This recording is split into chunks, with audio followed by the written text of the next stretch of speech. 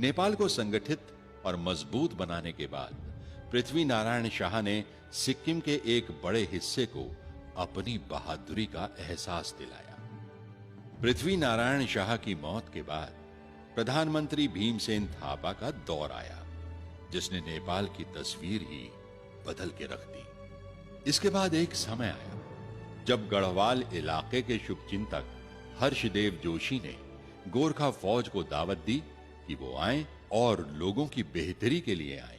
हालात की नजाकत को समझते हुए गोरखा फौज ने हर्षदेव जोशी की दावत कबूल की और फिर काली नदी पार करके 1790 में कुमाऊं पे कब्जा कर लिया। इसके बाद तो जैसे गोरखा कौम पीछे मुड़ के देखना ही भूल गई। 1803 में गोरखों ने गढ़वाल पर फतह पाई और फिर अमर सिंह थापा के नेतृत्व में देहरादून भी हासिल कर लिया। बात यही नहीं हुई। गोरखा सोच अब ठाना है तो करना है। आगे बढ़ने की हद तो ये हो गई कि हवाओं पे सवार गोरखा फौज पंजाब के पहाड़ों को कब्जा करते हुए हिमाचल पहुंच गई और सतलुज नदी पे जाके रुकी। अब हुआ वही जो होना चाहिए। कहते हैं किसी भी बहादुर कौम को उसका हक मिल ही जाता है। इन सब इलाकों पर अब गोरखों की हुकूमत हो गई। लेकिन इसी बीच ब्रिटिश ईस्ट इंडिया कंपनी, जो कि खुद पूरे हिंदुस्तान को अपना गुलाम बनाने के ख्वाब बुने हुई थी, गोरखों की बहादुरी की खबरें मिलने लगी। अंग्रेज मुगलों की हुकूमत तो लगभग खत्म कर ही चुके थे और यही वजह थी कि उन्होंने गोरखों को कबाब में हड्डी मानते हुए भारत नेपाल सीमा के भुटवाल पोस्ट पर गोरखों पर हमला कर दिया। अब हवा का रुख बदला और जंग की तस्वीर भी।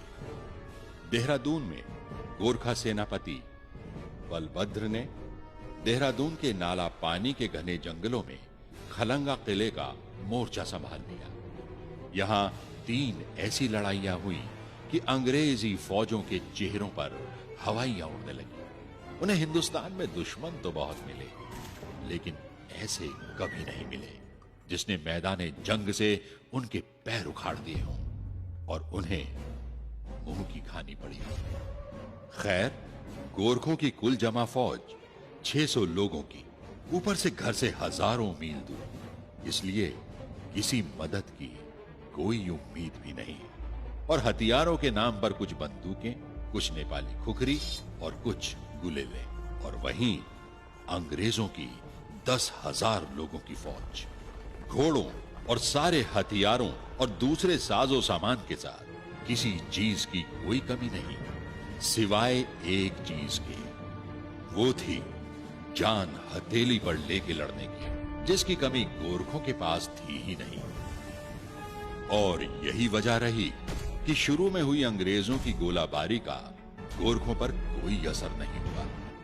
रात हुई, गोरखा फौज अलाव जला के उसके पास सो गई, जबकि महिलाएं बच्चों की देखरेख में लगी रहीं। आखिर हवा होना ये सब मैं देख ही रहा था। अचानक मेरी नजर एक गोरखा पर पड़ी जो किसी अंग्रेज खबरची को बलभद्र के कैंप में लेकर आया था।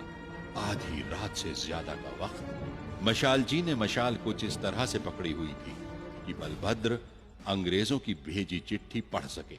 चिट्ठी पढ़ते पढ़ते बलभद्र के चेहरे का रंग बदलने लगा, कुछ ऐसा रंग कि जैसे कह रहा हो, तुम्हारी ये जुर्रत। बलभद्र ने चिट्ठी पढ़ी, उसके टुकड़े टुकड़े किए और फिर जमीन पर फेंक दिया। मैं इतनी रात में इस तरह का खलल पसंद नहीं करता, और जहां तक हथियार डालने की बात है तो अपने जनरल से कहना कि गोरखों को जिल्लत की जिंदगी से कहीं ज्यादा इज्जत की मौत पसंद है। और हां, उनसे मुलाकात युद्ध भूमि में होगी। गोरखों का यह बागियाना अंदाज जवां जंग के सितारे के नाम से प्रसिद्ध अंग्रेज कमांडर सर रोलो गिलिस्पी को क्यों पसंद आता? अगला हमला यकीनन बड़ा होना था। हुआ भी यही। चारों तरफ से एक साथ गोरखा फौज पर हमला करने की तैयारी शुरू हो गई। इधर गोरखों को भी खबर लगी तो उन्होंने पहले ही अंग्रेजों पर हमला कर दिया। गोरखा के गुरिल्ला हमले और आसमानों को चीरते हुए नारे, जय महाकाली, आयो गोरखाली, ने अंग्रेजों को संभलने का मौका ही नहीं दिया। गोरखा खुखरी कुछ यूं चलाते जैसे पेड़ों के पत्ते काटने का काम चल रहा हो। गोरखों के बेखौफ हमले ही अंग्रेज फौज को तितर बितर करने के लिए काफी थे। ऊपर से मरते साथियों को देख अंग्रेज फौजी भागने लगे। अपने ही फौजी भागते देख जनरल गिलेस्पी का पारा 7वें आसमान पर। एक तो ऐसे हमले की उम्मीद नहीं और फिर फौज की यह बुजदिली, यूं दुम दबा के भागना। जनरल गिलेस्पी ने बंदूक अपने फौजियों पर ही तान दी और फिर बंदूक के सहारे अपनी भागती फौज को रोका और फौरन गोरखों पर पीछे से सीढ़ियां लगा के हमला करने का हुक्म दिया। ये वो जगह थी जहां गोरखा फौज से नहीं बल्कि महिलाओं से उनका सामना हुआ, वो भी कम नहीं। आखिर गोरखों की बेटियां ठहरी, बस अपने बच्चों को अपनी पीठ पीछे बांधा और ऊपर से बड़े बड़े पत्थर फेंकने शुरू कर दिए। गोरखा महिलाओं का यह कदम एक भागती हुई फौज के दोबारा बहादुरी साबित करने की कोशिश के ऊपर भारी पड़ा। अपनी फौज की बुजदिली देखकर गिलेस्पी एक हाथ में तलवार और एक हाथ में पिस्तौल लिए आगे आया, लेकिन तभी बंदूक की एक गोली उसका सर पार कर गई। सिर्फ 60 गज की दूरी पर से चलाई गई गोली गिलेस्पी को धाराशाही करने के लिए काफी थी। अब इसके बाद तो गोलाबारी बंद होनी ही थी। अंग्रेज उल्टे पांव वापस हुए और गोरखा उन्हें देखते रहे। फिर 1 महीने बाद अंग्रेजों की नई फौज नए साजो सामान और हजारों फौजियों के साथ हाजिर हुई। तोप गोला गाड़ी खींचते, हाथियों के झुंड, उनके फौजी झंडे पतझड़ की तेज मौसमी हवाओं में मानो उनकी बहादुरी की कोई नई दास्तां बयां कर रहे। अंग्रेज खलंगा पहाड़ी की तरफ बढ़ रहे थे। उन्होंने अपनी तोपें लगा दी और शुरू हुआ सिलसिला सुबह शाम खलंगा पर गोली बरसाने का।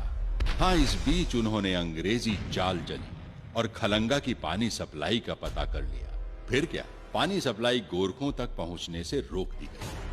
3 दिनों तक तो गोरखों के पास अपना पानी था, उससे काम चला, लेकिन फिर बिना पानी और लगातार गोलाबारी ने गोरखों को पस्त किया।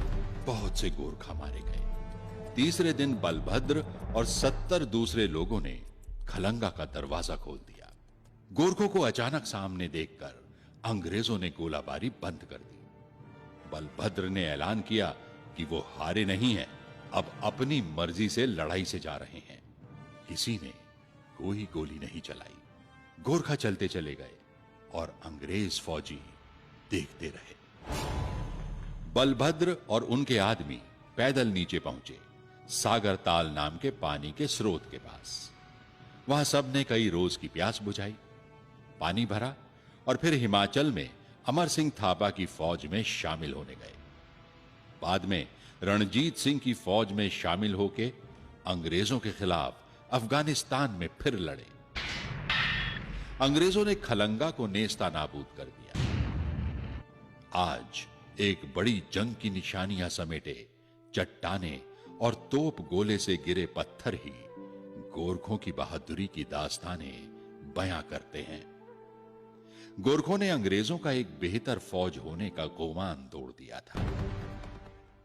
गोरखों का यह नारा कि कायर हुनु भंदा मरनु रामरो, या कायरता की जिंदगी से मौत बेहतर है, अंग्रेजों की एक खास बात थी कि वो सच्चाई का सामना करने और हक की बात मानने से गुरेज नहीं करते थे। और यही वजह है उन्होंने सरेआम गोरखों की जज्बाए सरफरोशी, खुददारी और बहादुरी को कबूल किया और उसे इज्जत बख्शी। ये जंग खलंगा ही थी जिसने गोरखा के एक शेर दिल बहादुर और जंगजू कौम होने के किस्से को आम किया। और तो और गोरखों की खुखरी के अजीब गरीब हथियार होने की दास्तानें भी सारी दुनिया में फैल गई। और आज भी पत्थरों की ये दो स्मृति शिलाएं, एक सर रोलो गिलिस्पी और दूसरा बहादुर दुश्मन बलभद्र और उसकी फौज के नाम, इसी बात की गवाही देते हैं। और हां, यह दुनिया की अकेली स्मृति शिला है जिसे बर्तानिया ने अपने दुश्मन की इज्जत और बहादुरी में बनवाया है। अंग्रेजों से गोरखों का अगला मुकाबला हिमाचल प्रदेश में जनरल अमर सिंह थापा से हुआ। गोरखों की आखिरी घेराबंदी सबाथू के नजदीक मलाऊ में थी। यहां भी कुछ वैसा ही हुआ कि दोनों में से कोई फतह याब नहीं हुआ और गोरखों की बहादुरी का लोहा मानते हुए अंग्रेजों ने गोरखा फौज का बाइज्जत अपने बुलंद फौजी झंडों के साथ नेपाल वापस जाने का करार किया। गोरखों और अंग्रेजों के करारनामे के वक्त तक गोरखों की गढ़वाल में 12, सिक्किम में 33 और कुमाऊं में 25 की हुकूमत हो चुकी थी। गोरखा रियासत सतलुज से तिस्ता तक फैली हुई थी। सगौली करारनामे के बाद गोरखों के जीते हुए 105,000 किलोमीटर के हर इंच का हकदार अंग्रेजों को बनाया गया।